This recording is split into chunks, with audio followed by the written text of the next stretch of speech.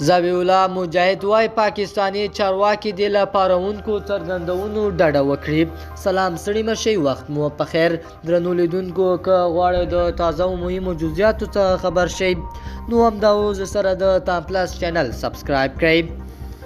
یو شمیر پاکستانی چارواکو ادعا کړې چې دغه هیواد تحریک طالبان په افغانستان کې پټ ځایونه لري او له افغانستان څخه د پاکستان د حکومت پر ضد بریدونه تنظیموي، خو د اسلامي اماراتو ویان دا څرګندونې بې اساسه او پارونکي بللې دي.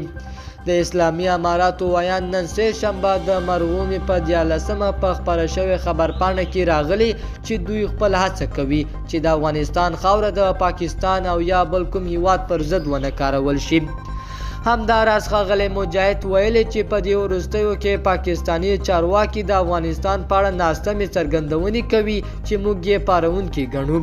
نوموړي د دې مطلب په دوام کې په افغانستان کې د ترهګرۍ د ودې په اړه د پاکستان اندېښنې بې اساسه وبللې او ویلي دي موږ دې هدف ته ژمن یو، خو پاکستاني لوري هم مسؤلیت لري چې د وضعیت د هوارۍ لپاره هڅې وکړي او له بې اساسه خبرو دې ډډه وکړي او پارونکي فکرونه، ځکه چې دا ډول خبرې او بې باوري د هیڅ ګوند په ګټه نه دي. په همدې حال کې دفاع او د کورنیو چارو وزیرانو په ګډون یو شمیر پاکستانی چارواکو په افغانستان کې د تحریک طالبان پاکستان د غړو د موجودیت په اړه خبرداری ورکړې او ویلي دي چې دغه پټ ځایونه په نښه کولی شي.